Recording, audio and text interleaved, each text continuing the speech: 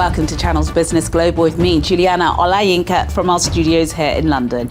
Coming up on today's show, as the UK general election campaign enters its third week, the Prime Minister and Sir Keir Starmer came face-to-face for a TV debate, which, according to a Sunak poll, was won by Rishi Sunak. What does that mean for his chances at retaining the keys to number 10?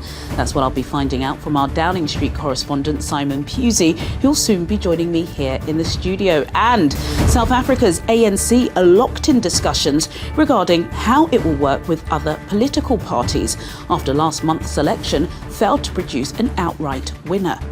Africa analyst Tamzane Kujo will shortly be joining me here in the studio for his assessment on the deliberations.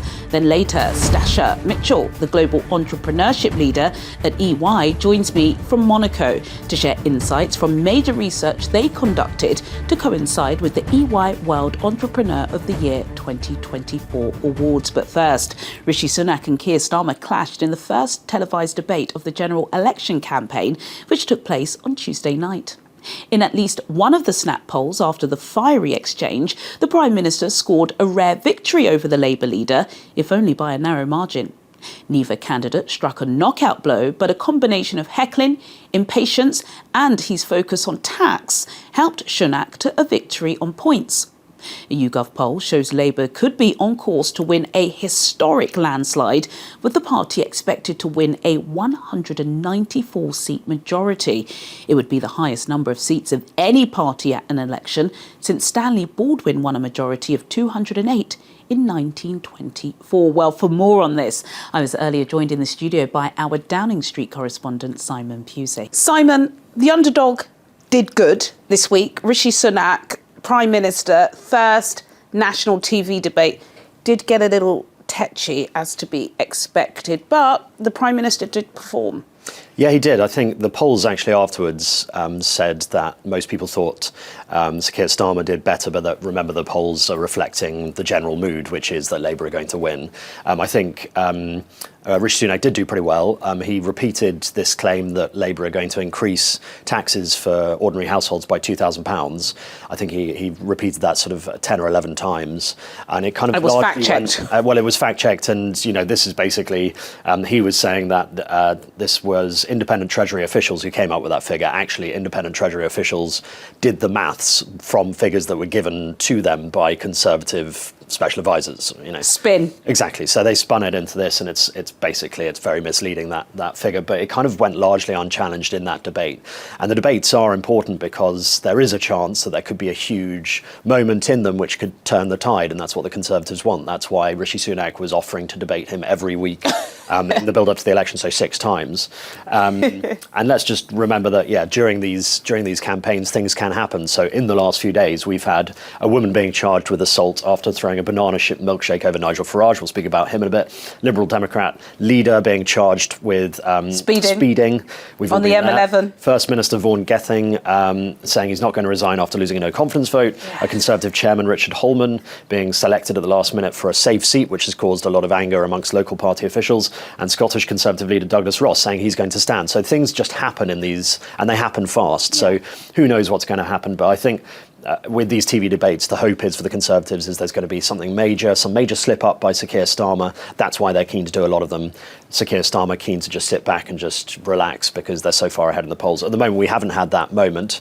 And it's actually got worse for the Tories with Nigel Farage saying he's going to stand because that will very much split their vote. They'll take quite a lot of seats away from the Conservatives that will go for reform. So at the moment, it's full steam ahead Labour. They seem to be, absolutely on track, but who knows what could happen in the weeks to come. Who knows? All counting down to the 4th of July. South Africa's ruling ANC party is locked in internal talks to decide how to form a government after it failed to win an outright majority in last month's general election. President Cyril Ramaphosa's African National Congress won 40% of the vote, its lowest score ever, and for the first time since the advent of democracy in 1994, the party needs the backing of other parties. For a deep dive into the deliberations, I was earlier joined in the studio by Africa analyst Tamzane Kujo. Tamzane Kujo, as always, a pleasure having you in the studio. There's so much going on geopolitically at the moment that there are big stories that get buried because it's, there's another big story that comes after it. But we've got to talk about the results in the South African elections because it has shocked a lot of people, none less than those living in the country. What are the implications of the election results and how is it going to shape governance of the nation over the next few years? Yeah, thank you very much for having me, Juliana, and your viewers. Very lovely, very good feedback we always get. Well, South African election results coming, well, more or less at the same time that India, yes, the biggest democracy in the world, exactly, is also having a result that a lot of people did not expect. Yes. And Prime Minister Narendra Modi's party not getting the majority. Yep. In South Africa, the African National Congress, the ANC, the party of Nelson Mandela. The party of Pan-Africanism. Oliver Tambo, yes, going back to Dube, Luthuli. 1912 is probably the oldest political party in Africa that was fighting for the liberation and against colonial rule in Africa. Yeah. So that result, being seen by some, especially in the West, is going below 50%. It is probably the wrong way to read the results. Okay.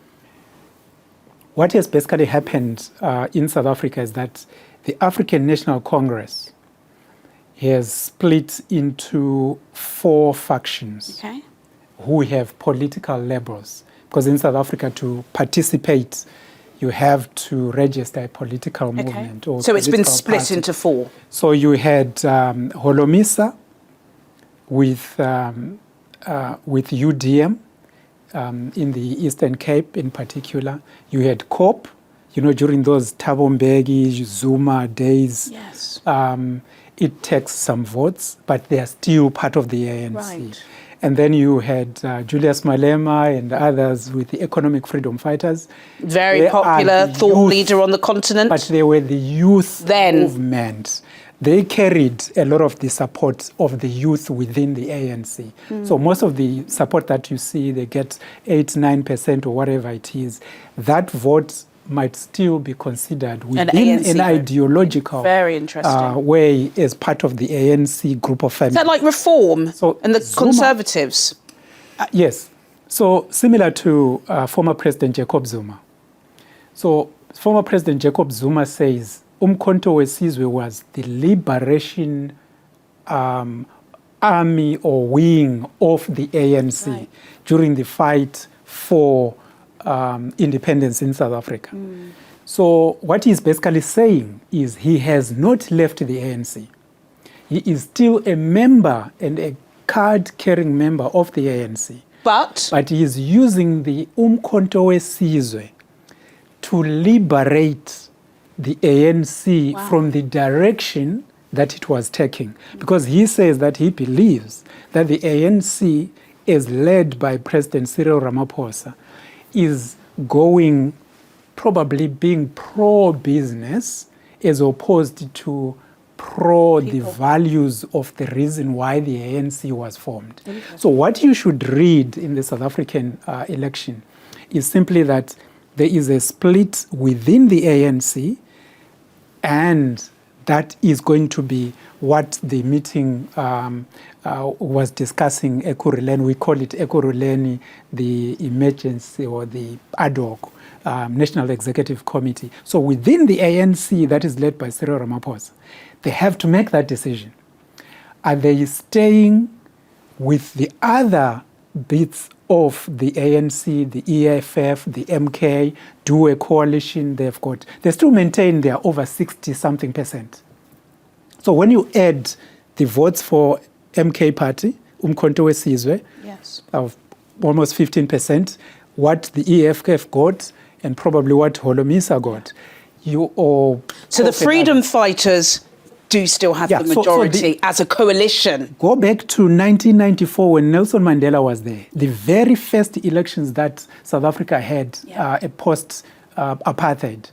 ANC got around 60, just over 60%, maybe 62%. And this coalition, it is still the same. And Those that were to the right, the National Party and of course Tony Leon and others, they rebranded the DA, as it's called now, the Democratic Alliance, still is seen to represent the interests of the white population in South Africa. Talking about the Democratic Alliance. Yes, and predominantly they still get the votes, most of the votes from those that are pro-business, businesses owned, more or less. They're insisting this week that they are the party to partner with.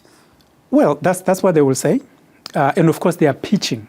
And they are pitching because they say that because they are the party that is supported by most of the white people in South Africa, and because South Africa is still a country where most of the business, most of the economy is still in the hands of white people, the DA will be the party to try and galvanize that support for business.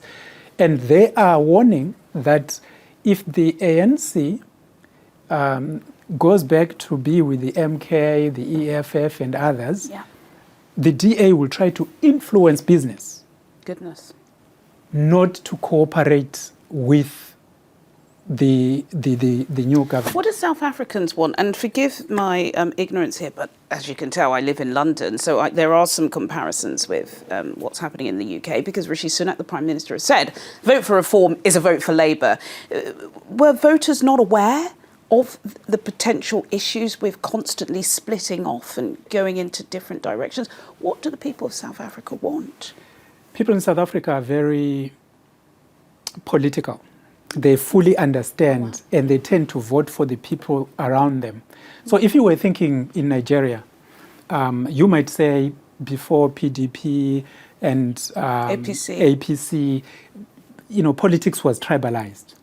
So the people in, I don't know, if you are Igbo, you tend to vote for your Igbo I think that's fair to say. I think that's fair to say. So in South Africa, people respond to the leaders around them. Okay. So you will see that the DA gets most of the votes from Gauteng and the Western Cape, because that is where most of the white people are. The ANC would get votes probably spread across. MK Party, most of their votes came from KwaZulu-Natal, where Zuma is from, and it's the biggest in terms of the numbers. So, and Holomisa and others will get votes in Eastern Cape. So the people in South Africa understand that their issues can only be solved and pushed, and they can only be represented well by the people they see and people they know. So, but is that right though? Is that accurate? It is what it is. Okay. It is what it is. And they can hold those people to account because they know who they are. And they understand. And they can talk to the traditional leaders, they can talk to the villagers, they can talk to the people in the city. But it becomes tricky though, because that sense of control simply means the ANC, if the ANC was to choose to have a coalition with the DA, hypothetical, the majority of the South African people have voted against that kind of coalition. So what it will mean is that MK, probably EF and others, could refuse to go to be sworn in Parliament. And you have a constitutional crisis, because you can only have a parliament in South Africa if you have 350 MPs. The DA and the ANC, the two of them don't have enough MPs to form a parliament. Goodness me. For all of us who, have loved Nelson Mandela, love South Africa, we see, South Africa as the birthing place for Pan-Africanism, right? It's we want to make sure that there is political stability and good governance. So we are watching this very, very closely. Thank you so much for your insights, Tamzanka. Coming up on Channel's Business Global, Stasha Mitchell, the global entrepreneurship leader at EY, joins me from Monaco to share insights from major research they conducted to coincide with the EY World Entrepreneur of the Year 2024 awards. And Chief Bimbo Roberts Folayan, founder of the Nigeria Diaspora Direct Investment Summit, will be joining me in the studio to provide an overview of his recently held Diaspora Investment Forum. All of this after the break. Do stay with us. Welcome back to Channel's Business Global with me, Juliana Olayinka, from our studios here in London. Unabating inflation is seen as a significantly bigger threat to entrepreneurs and small businesses than cybersecurity breaches, global conflicts, and issues in the supply chain.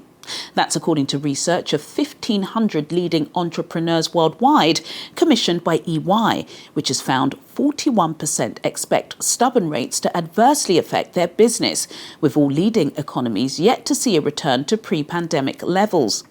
EY have released the research to kick off their World Entrepreneur of the Year 2024 award announcement in Monaco.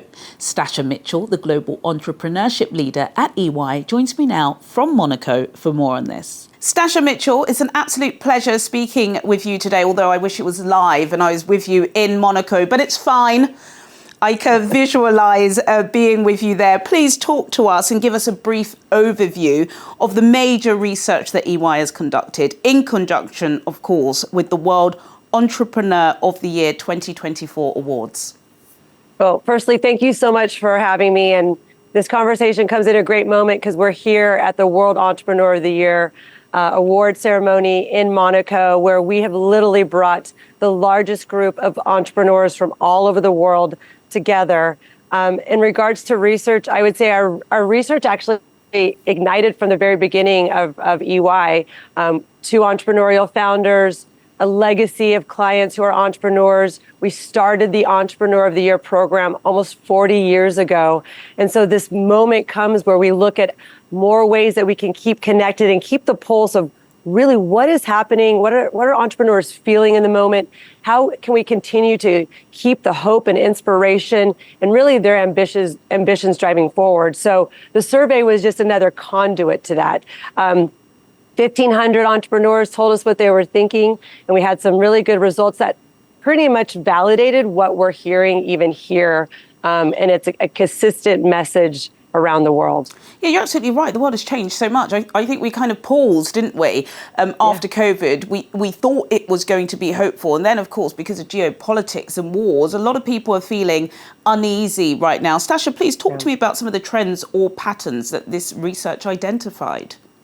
Yeah, it's interesting, the topic of, we've even brought it up here about, what do we really control? And I think one amazing thing about entrepreneurs is the two kind of big takeaways is inflation, geostrategy or geopolitical issues. They're going to happen, right? So they can't fight against it. They have to really accept it, adjust, and advance forward. And they're always curious and looking for possibilities. And that's something we can all learn from and do. But sometimes you need to be reminded of ways to do it. And you alone don't always have answers. So I think the world is going to continue to evolve and change, and the resilience of entrepreneurship comes up in these moments, right? They step into the challenge in such beautiful ways. The other rising takeaway is AI. I think it is proven at this point that AI is the everything engine. Yeah. Now, is AI going to be the everything? No, it's going to be an engine for everything to build off of. There'll be continued advancements in innovation, quantum and others. But I do think it's a point for us to really, what entrepreneurs do best, test beliefs and experiment. Start making experiments and then share the experiments, what worked, what didn't. And that's really what's happening right now. Absolutely. I know over the past few years, EY have kind of cultivated an ecosystem of innovative entrepreneurs. Stasha, what role do support systems like that play in terms of having mentors, having a network that you can dip into, ask for advice? How crucial is that for an entrepreneur in 2024? It's a great question. It's the number one reason of why we do this, right? Why do we bring entrepreneurs from all over the world together? The number one reason is connection. And we know we need to build bridges. It's not about the old model of building your own peer and your own legacy. How can we connect and build together? And you could go much farther with partnerships. We've seen it. We know it. And so building that ecosystem, everyone can contribute to it. Every single person. So we have a group here of global contributors that are going to connect and work together. We've already seen some magic happening, people that would have never met if it wasn't for us. And that, to me, for me, it's the most passionate and ambitious thing I could hope for. And making it a reality is just a dream. Thank you so much for speaking with us. And we look forward to seeing, what happens over the next couple of days and weeks at the Global Awards for EY. Stasha Mitchell, who's the Global Entrepreneurship Leader at EY. Thank you for your expertise and time today. Thank you so much. Take good care. Now to my final topic. Hundreds of UK, African and other international institutional investors joined hands with Nigerian diasporas living in London to discuss various investment initiatives and potential opportunities for Nigeria. The convener of the event, Chief Bimbo Roberts Folayan, joined me earlier in the studio for more. Chief Bimbo Roberts Folayan, it's been a while. Yes. I think my invitation to the latest NDDIS summit must have been lost in the post, which is why I had to haul you in, because all of the great and good from the business world, not just in the UK, of course, but in Nigeria, descended upon central London to attend your event. We're showing some of those pictures now. Talk to me, if you can, about the key themes and the focus area of this year's Nigeria Diaspora Direct Investment Summit. It was, thank you very much. We missed you. The event was really good. This is the first time we invited not just the Nigerian delegates, but we actually brought in African and Commonwealth delegates as well. It was a Pan-African and Commonwealth thing. Also, we had the regular investors in the room. We had the regular funders in the room. And for the first time, the key thing that we delivered during this summit was some philanthropic funding that was brought into NDDIS. We were given we signed an agreement with some philanthropic funders to fund projects. That's a blank check is what you're saying. You were given a blank check. We were given the responsibility for the first time to screen applications and recommend also. That's well deserved though, because you have been doing this for several we've been doing years. it. So out of the recognition for what we've done for 11 years, they say you guys are consistent. We've always held it. With sponsorship, no sponsorship, we just go ahead. We have the investment summit. So these funders came to us and said, no, we trust you. We want you to screen applications and send to us. So it's the first time we had something like that. That's pretty interesting. So what kind of specific sectors or industries were the focus this year? Because the world is changing so much. One year, one thing's trending. What do you think investors are interested in on the continent now? I think most investors are interested in virtually all the sectors with a bit of leaning on sustainable energy and those sort of businesses. This year, originally, we were planning to have a sustainability investment so that we can attract technology and different business models that fulfill the sustainability model. But unfortunately, our major sponsor, which was Shell, decided to pull out. They said, no, they can't sponsor this. They've been in hot water for several years now, and of course they're divesting away from Nigeria, aren't they? Diaspora is key, of course, to the success of this event. It's in the title. Can you give us any success stories from previous years of these diaspora-led initiatives that have led to investment on the continent?